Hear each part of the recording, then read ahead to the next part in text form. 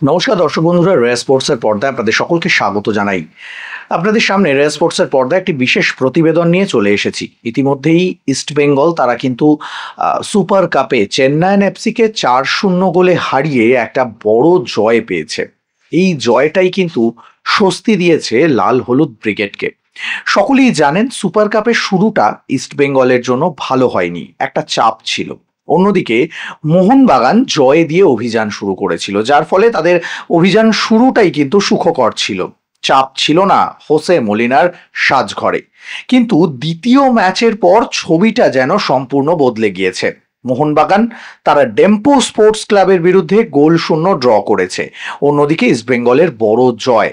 এখন সব চাপটা গিয়ে পড়েছে সবুজ মেরুন শিবিরে। অন্যদিকে অস্কারের সাজঘরে স্বস্তির নিঃশ্বাস। আপনারা সকলেই জানেন যে ইস্টবেঙ্গল দলটা কিন্তু ভালো সময়ের মধ্যে দিয়ে যাচ্ছিল না। আইএফএ শিল্ড ফাইনালে উঠেও তারা মোহনবাগানের কাছে পর্যদুস্ত হয়েছিল। তারপর সুপার কাপটাকেই পাখির চোখ করেছিলেন অস্কার ব্রুজো। সেখানে যদি একটা প্রতিযোগিতার প্রথম ম্যাচ ড্র দিয়ে শুরু করতে হয়, তাও অপেক্ষাকৃত দুর্বল দলের বিরুদ্ধে, তাহলে সমালোচনার ঝড় বইবেই। আর অস্কারের ক্ষেত্রেও তার ব্যতিক্রম হয়নি। আজকে যখন জেএমসি বাম্বোলিম স্টেডিয়ামে ম্যাচটা শুরু হতে যাবে, ম্যাচ শুরু হতে মিনিট 10-15 বাকি, ঠিক সেই সময় অস্কার ব্রুজোকে চিন্তিতভাবে দেখা গেল ডাগ আউটে বসে থাকতে। এই ছবিটা ইস্টবেঙ্গল শিবিরে একেবারে অচেনা। সচরাচর কোনো ম্যাচের আগে আমরা অস্কারকে ডাগ আউটে দেখতে পাই না। খুব স্বাভাবিকভাবেই আজকে সেই ছবিটা একটু চমকে দিয়েছিল সকলকে। এবং শুধু যে তিনি ডাগ আউটে বসেছিলেন তা নয়, গালে হাত দিয়ে, কখনো বা মুখ ঢেকে চিন্তায় যেন তার ঘুম উড়ে যাচ্ছিল।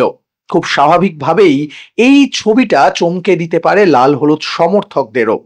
ছবিটা বদলে গেল 90 মিনিট পরে, যখন চেন্নাইন এফসিকে 4-0 গোলে হারিয়ে অস্কার ব্রুজো মাঠ ছাড়ছেন। তখন স্বস্তির নিঃশ্বাস। তিনি যখন সাংবাদিকদের মুখোমুখি হয়ে কথা বললেন, তখনও কিন্তু সেই কথাটাই জানালেন যে অনেকটা স্বস্তিতে। বড় ম্যাচের আগে এই জয়টা দরকার ছিল।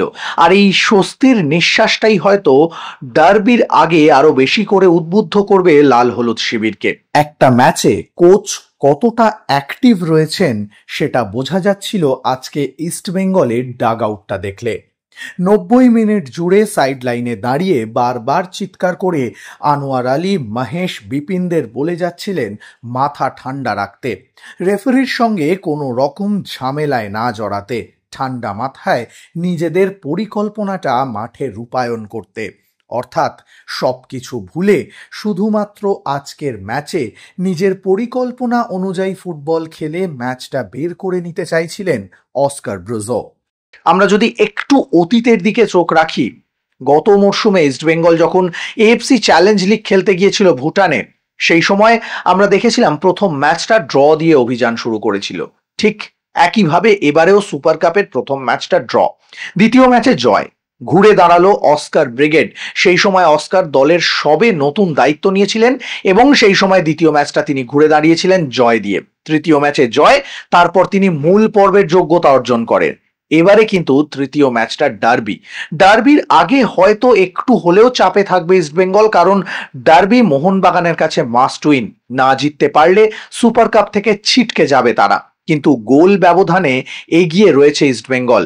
যদি 1 পয়েন্ট তুলে নিতে পারে এই ম্যাচ থেকে, তাহলেই কিন্তু সেমিফাইনালে যাওয়ার হাতছানি রয়েছে অস্কার ব্রুজোর সামনে। কিন্তু আমরা বারবার দেখেছি অস্কার ব্রুজো মানসিকতা নিয়েই মাঠে নামেন। তিনি কিন্তু ড্রয়ের জন্য মাঠে নামবেন না, জয়ের জন্যই মাঠে নামবেন। তবে চেন্নাইন এফসির বিরুদ্ধে একটা ম্যাচই যে ইস্টবেঙ্গল শিবিরের গুমোট ভাবটা কাটিয়ে দিল, সেটা কিন্তু নিঃসন্দেহে বলা যায়। এখনো সামনে একটা গুরুত্বপূর্ণ ম্যাচ। এখন দেখার জয় দিয়ে সুপার কাপের গ্রুপ পর্বের অভিযানটা শেষ করতে পারেন কিনা East Bengal head coach Oscar Bruzon. Goa থেকে ক্যামেরায় শুভম মণ্ডলের সঙ্গে সৌরভ মুখার্জি, রে স্পোর্টস।